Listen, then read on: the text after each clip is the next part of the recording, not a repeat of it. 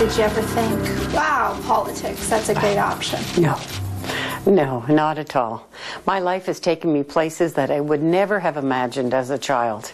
And it's brought me great opportunities, and I've learned so very much. So I feel very blessed. And one of the things my mom taught us was that because we are so blessed, born into a good family that loves us with advantages, and it's our responsibility to look after people who maybe aren't so blessed. That's great. Isn't that great? Yeah. That's really great.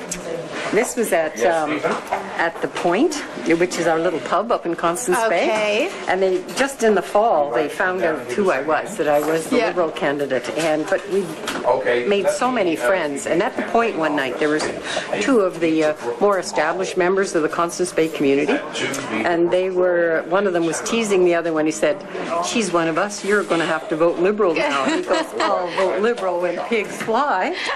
So we put together a Christmas float with two large paper mache pink pigs with golden wings, and we mounted them up on top of the van and had two banners on the side of the van that says, "I will vote Liberal when pigs fly," he said. "The time has come. Karen McCrimmon, federal Liberal candidate." And it went over really well. Now, not a lot of people can poke fun at themselves.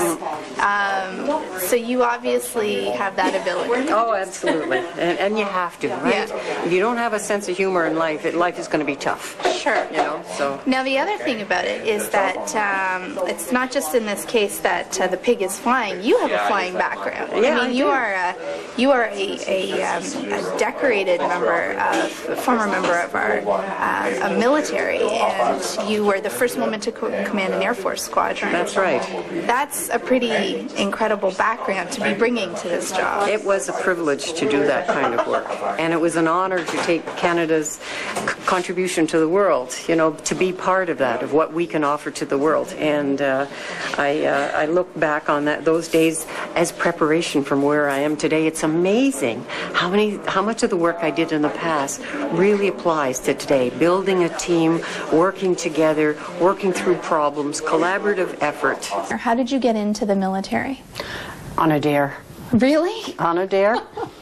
I started out in cadets, and a friend of my older brother's dared me to join. So I was going to show him that I wasn't afraid to do this, so I joined the cadets. And the cadets led to the Army Reserves, and that's how I paid my way through university as a reservist, as an administration clerk. And I started out at the lowest rank there was as a private. And that taught me a lot about leadership. I saw a lot of examples of what good leadership is and what not so good leadership is. Interesting. Yeah, and then at the end of my university, I was thinking of either going into the Foreign Service or the military. And happenstance, at that time, Foreign Service was laying off some Foreign Service officers. So I thought, well, I'm happy in the military. I work well here. I fit here. And they had just opened the aviation trades to women. So I thought, why not? And give it a try. How were you accepted within the military as a woman? It took a while. Did it? Oh, absolutely it did. But it's got significantly better over time. When I first started flying in the early 80s, when we went away, nobody talked about their wives, nobody talked about their kids or what went on at home. But by the time I left flying in the early 2000s, we went away on trips and everybody talked about their wives and their husbands and their kids and what was going on in their day-to-day lives.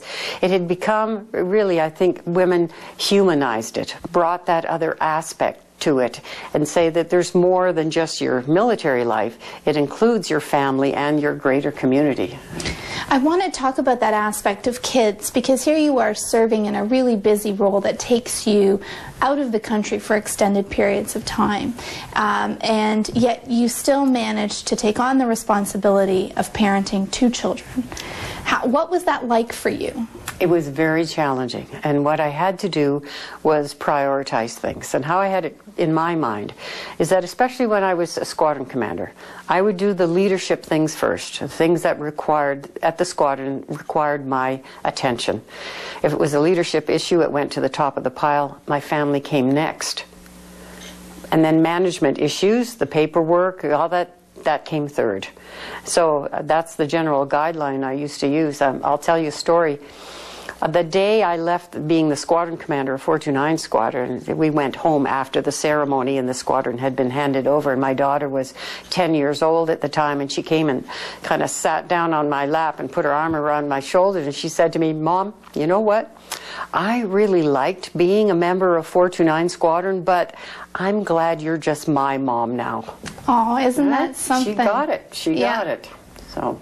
But you know, what an inspiration for her, too, to see her mom as the first female commander of an Air Force squadron.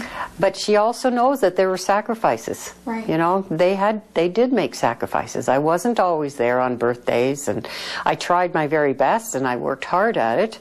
But they also know that standing up for what you believe in and being there in service to other people and your country requires sacrifice. So give me a sense of why, having lived through this life that did require sacrifice for yourself and for your family, that you would say, instead of, you know what, let's retire to Florida.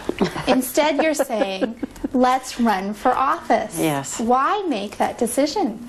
As I said, I didn't go looking for this. It came looking for me. And I just felt the responsibility of standing up for my community. And I have a very different vision of community and country than Mr. Harper and his government does.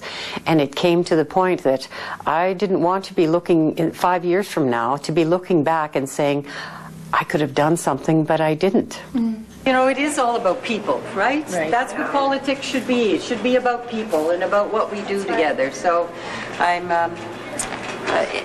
get the privilege of going out and meeting people and talking to people all day. That's what I get to do all day. It's wonderful. Well, you do it well, too. Oh, thank you, Pauline. Thank you so much. Tell me how your family reacted. Oh, my husband said, he said, all right, when I told him what I was thinking and what had happened to bring this idea to fore, he says, you know, Karen, you have to do it. And I was so surprised.